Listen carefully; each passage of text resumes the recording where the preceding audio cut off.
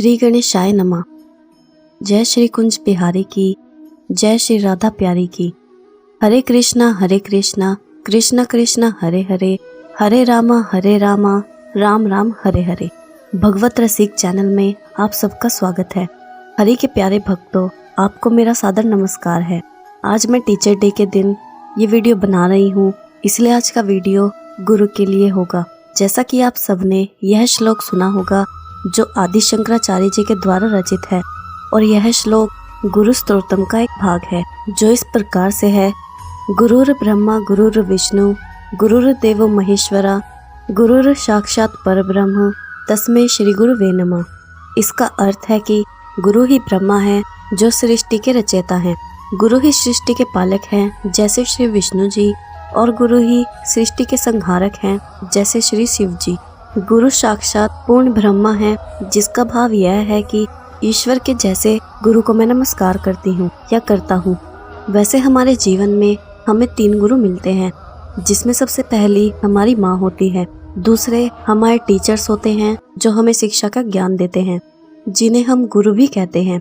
और गुरु शब्द 2 अक्षरों गु और रू को मिलाकर बनता है, जिसमें गु का अर्थ है अंधकार और रू का अर्थ है रोशनी, जिसका अर्थ यह है कि गुरु अपने शिष्यों को अंधकार से निकालकर रोशनी की तरफ ले जाते हैं। और उसके बाद हमें एक दीक्षा गुरु की भी आवश्यकता होती है।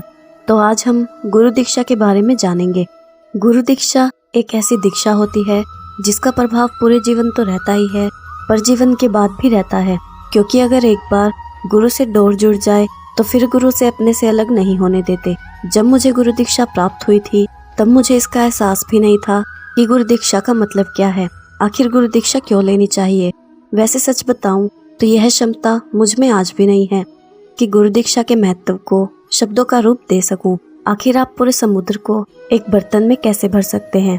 गुरु के महत्व को तो शास्त्र, वेद और पुराण भी पूरी तरह से नहीं समझा पाए हैं। हमारी तो हैसियत ही क्या है।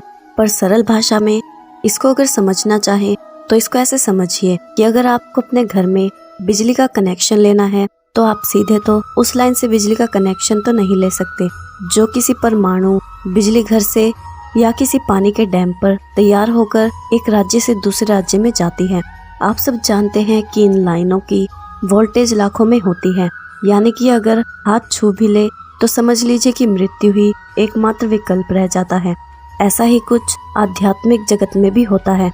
अगर हम गुरु दीक्षा लिए बिना ही किसी साधन में बैठ जाते हैं तो हमारा भी वही हाल हो सकता है, जैसे कि लाखों वोल्टेज का करंट लिए किसी बिजली की तार को छूने मात्र से हो सकता है।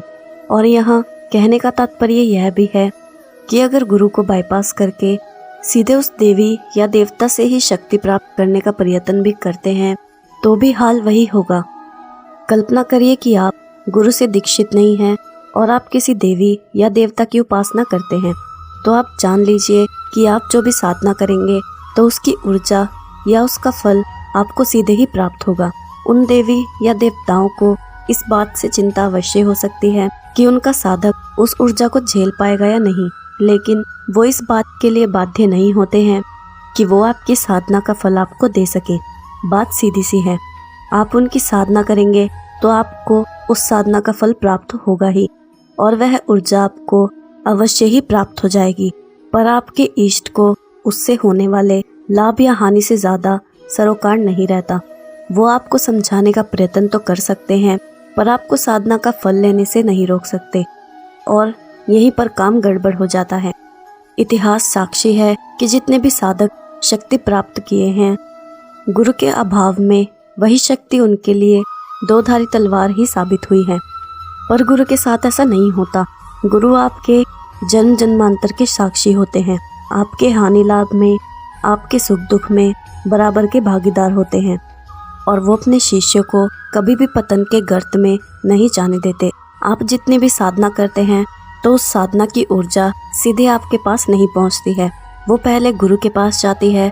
तब गुरु ही आपकी क्षमता के अनुसार ये तय करते हैं कि आपको कितनी और किस प्रकार की ऊर्जा दी जाए। अगर गुरु ऐसा ना करे तो आधे से ज्यादा तो साधक या विक्षिप्त होकर पागलों की तरह हो जाएंगे, या फिर अपना ही शारीरिक या मानसिक नुकसान कर सकते हैं। तो अगर आपको अपने घर में बिजली चाहिए तो आपको बिजली विभाग में एप्लीकेशन तो लगानी ही पड़ेगी। अगर हम आध्यात्मिक जगत में रहकर जीवन में उन्नति करना चाहते हैं तो हमें गुरु से दीक्षा लेनी ही चाहिए। जिस प्रकार से घर में एक बार बिजली का कनेक्शन हो जाए तो फिर आप किसी भी उपकरण को चला सकते हैं, उसी प्रकार एक बार आप गुरु से गुरु दीक्षा ले लें तो फिर आप किसी भी साधना को कर सकते हैं।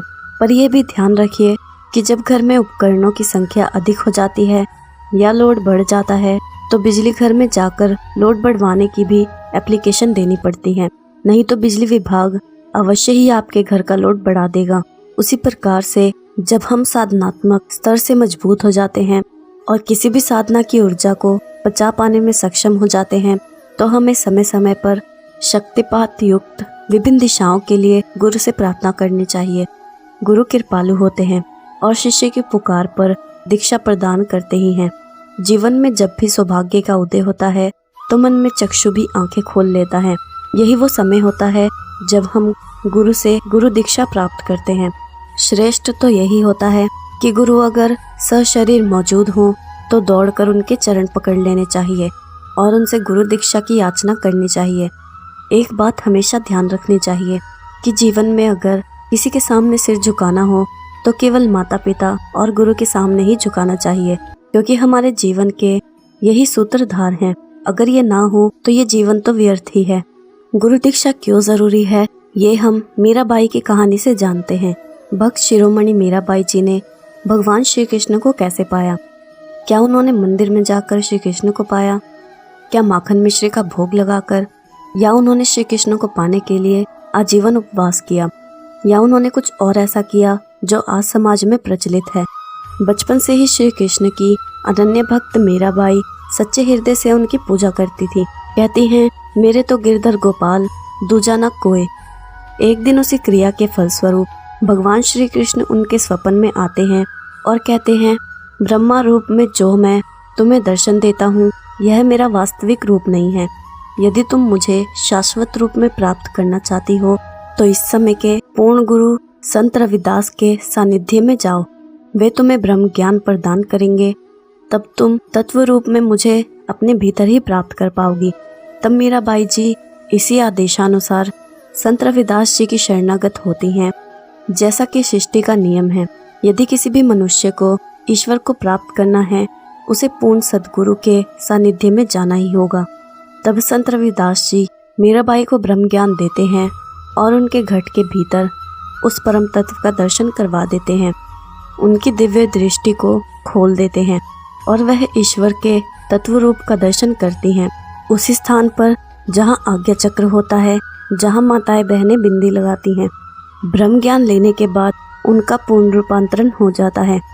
वही मीराबाई अब क्या कहती हैं, पायो जी मैंने राम रतन धन पायो, पायो जी मैंने राम रतन धन पायो। वस्तु अमौलिक दी मेरे सतगुरु, वस्तु अमौलिक दी मेरे सतगुरु। कृपा कर अपनायो, पायो जी मैंने राम रतन धन पायो। आशा है कि आज की वीडियो से आपको कुछ सीखने को मिला होगा, और अगर आपको ये वीडियो अच्छी लगी तो आप सब इस वीडियो को लाइक, शेयर और मेरे चैनल को सब्सक्राइब करके मुझे अपना समर्थन दे सकते हैं, ताकि मैं और भी ऐसी ही वीडियो आपसे शेयर कर सकूं। अब मैं आपसे विदा लेती हूँ। जय श्री कुंज बिहारी की, जय श्री राधा प्यारी की। हरे कृष्णा कृष्णा कृष्णा हरे हरे, हरे राम राम राम हरे हरे।